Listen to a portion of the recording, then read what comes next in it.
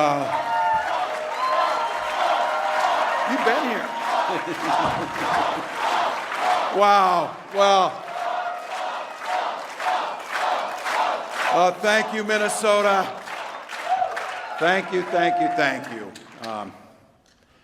Well, I don't know about you, but I've had a week, so I know you have too. But let me just start out by saying it's great to be home. You came home. It's great to be home. And I do want to start a huge thank you and an I love you to Minnesota's First Lady, to Gwen. Thank you, Gwen.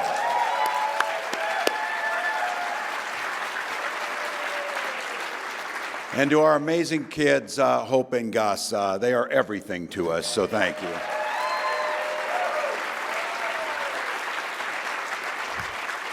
And a big thank you to my family.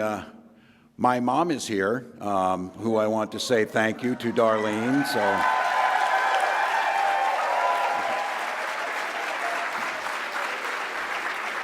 we did okay, didn't we?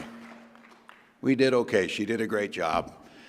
I think she's as surprised as anybody that we're here. But and a huge thank you to Vice President Kamala Harris.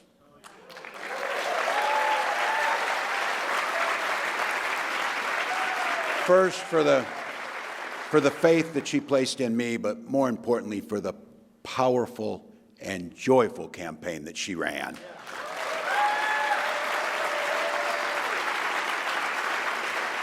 I'm grateful for her leadership and forever grateful for her friendship. Also, a huge thank you to my staff, both the folks who worked on this campaign, who we got to know over the last 3 months, and to the amazing team right here in Minnesota.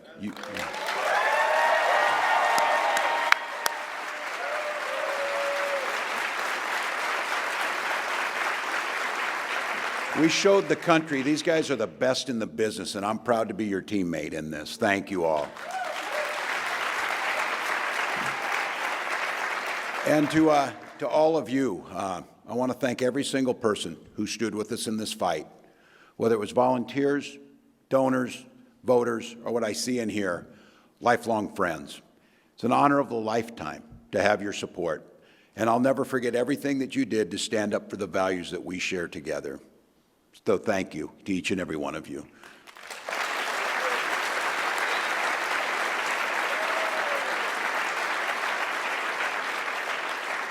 It's like my life is in front of me as I look around here and see everybody, so it's wonderful. But look, folks, I just want to acknowledge the moment.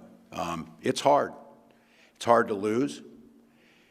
It's hard to understand, while so many of our fellow citizens, people that we have fought so long and hard for, wound up choosing the other path. It's hard to reckon with what that path looks like over the next 4 years. So if you're feeling deflated, discouraged today, I get it.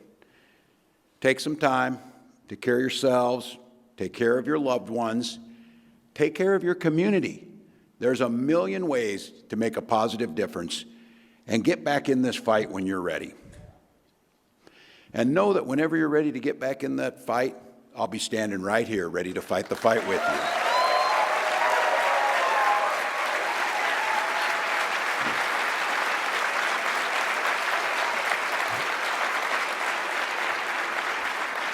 And while we haven't had a whole lot of time to process this, I can tell you, even in the face of defeat and deep disappointment, I've never felt more inspired.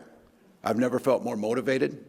I've never felt more fired up of what's possible in this country. You know, I've gotten to see an awful lot of America over the last 3 months, more than I ever thought I was going to see. I've made many new friends. I've learned a lot of new things. I ate way too much local food, but I can order donuts, people. I can order donuts.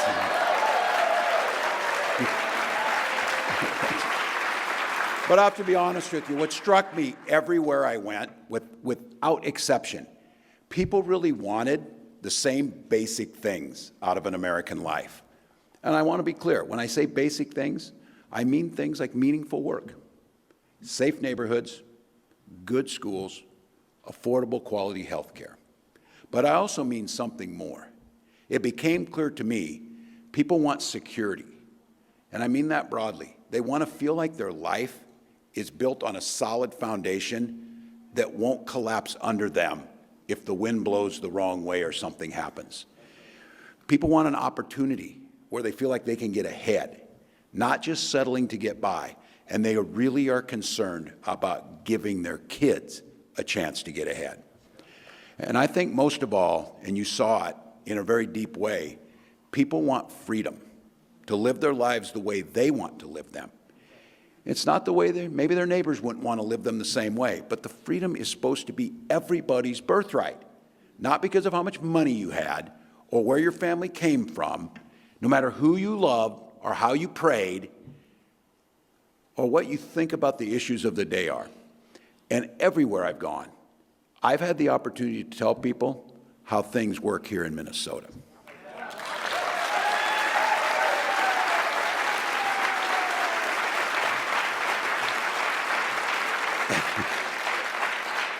And you know us, I had to work really hard to make sure that it didn't sound like we were bragging, slip it in, slip it in.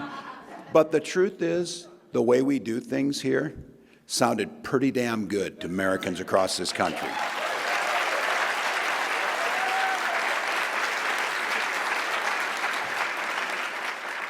Together, we've made Minnesota one of the best places for kids to live.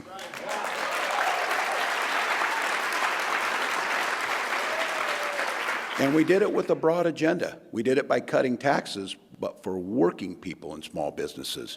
We committed to making clean energy and lowering the cost of prescription drugs a priority. And we made sure that when you walked into a school like this, every child got free breakfast and lunch.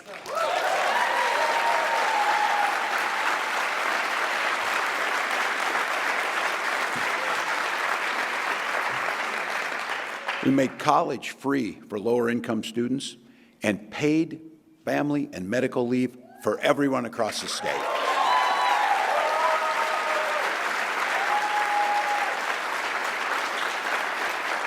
We expanded the right to organize your workplace. We made our streets safer. We invested in affordable housing, and we made public education a priority.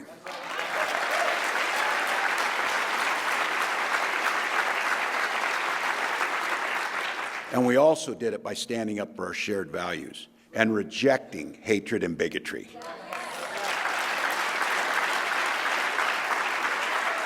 We, across this state, have fought for everyone's right to participate fully in our democracy and in our society. We have refused to scapegoat immigrants in this state.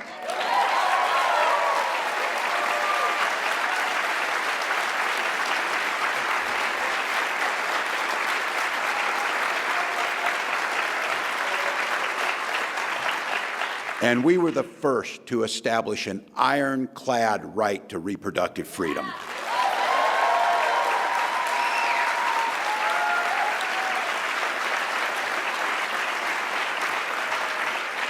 When I tell that story across the country, you could see people saying, "Where is this magical place?"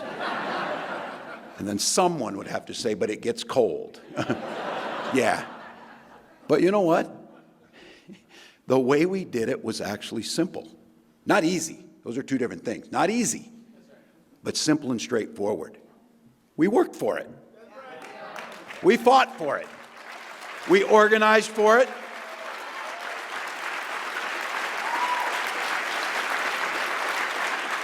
And we had a set of leaders that when we finally built the political capital we needed to get it done, we didn't bank it, we burned it improving lives.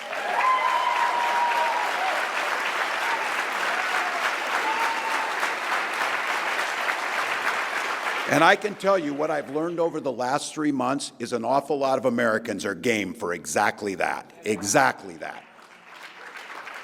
Here's the thing, too. Nothing about Tuesday night changes any of that. Nothing. But here's what it did tell us. We're going to have to work a little harder. We're going to have to fight a little harder. We're going to have to organize a little harder. But I'm here to tell you today to tell you this. We can do it. No, that's the wrong one. We will do it, and we'll do it together. We will do it.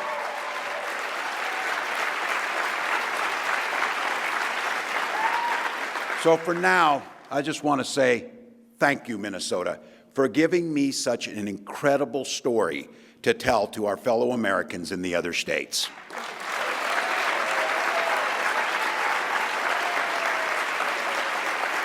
I do want to take a few minutes and talk about a few words about our path forward. I know there's a lot of folks that are worried about the next 4 years and what they're going to look like. I'm one of them.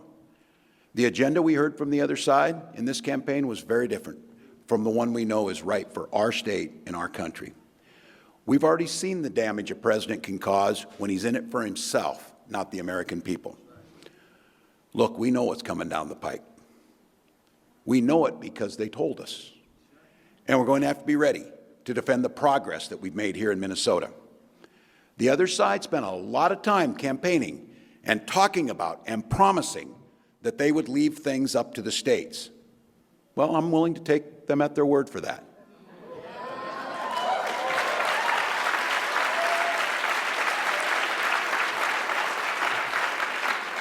But the moment they try and bring a hateful agenda in this state, I'm going to stand ready to stand up and fight for the way we do things here.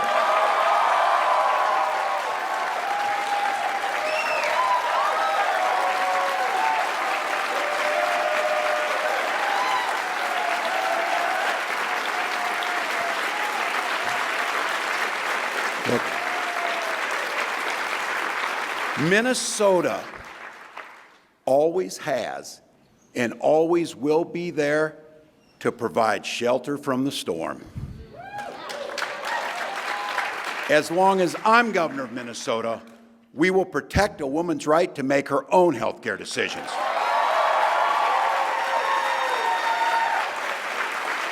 As long as I am governor of Minnesota, we will welcome immigrants with gratitude for their contributions to our communities.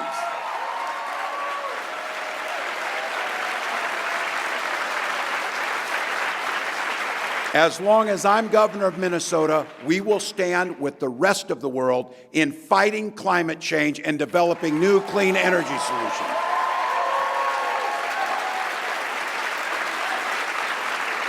As long as I'm governor of Minnesota, we'll be a state that respects democracy, a place where we're proud of our civic debate and where we don't demonize people who disagree with us.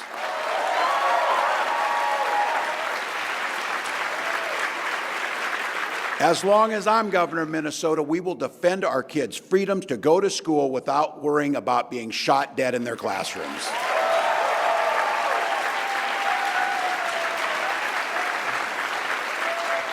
And by the way, as long as I'm governor, Minnesota will always be a labor state, a state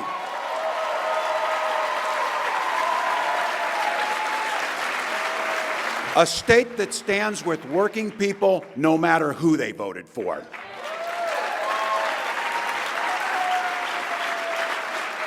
But I will say and acknowledge this, about 1.5 million of our fellow Minnesotans voted for the other side in this election.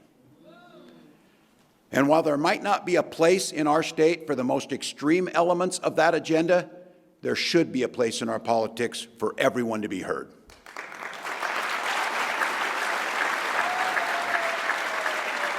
I think sometimes we can be quick to judge people who don't agree with us, to assume that they act out of cruelty or fear or self-interest. I don't think that kind of judgment is helpful right now, and I don't think it's right. I think we ought to swallow, and this is me in this as I'm speaking about myself, swallow a little bit of pride and look a little harder to find common ground with our neighbors who didn't vote like we did in this election. Maybe we won't agree on every issue. Hell, maybe we won't agree on any issue.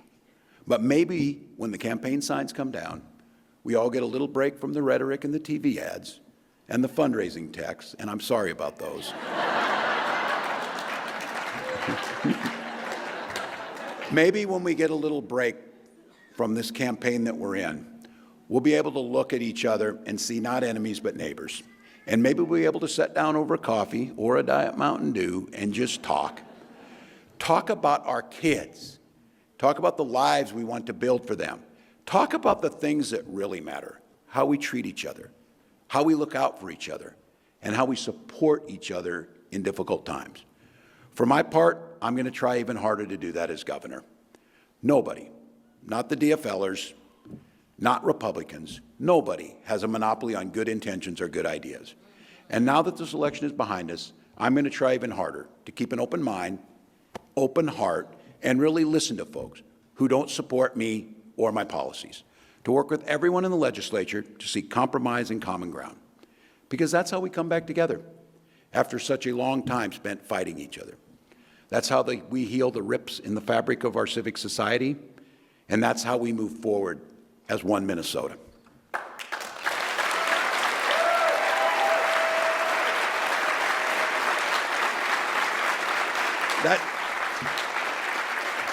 That's what this is all supposed to be about. Not who's right or wrong, not who's winning or losing, but are we moving things forward together, or are we falling apart?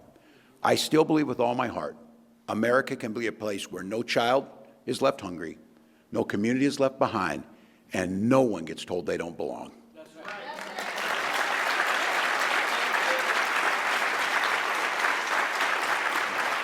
And the reason I believe it so strongly is I've seen it with my own eyes because it's happened right here in Minnesota. And because of our example, millions of Americans believe in it too. Let's keep working to grow security, opportunity, and freedom for all our neighbors.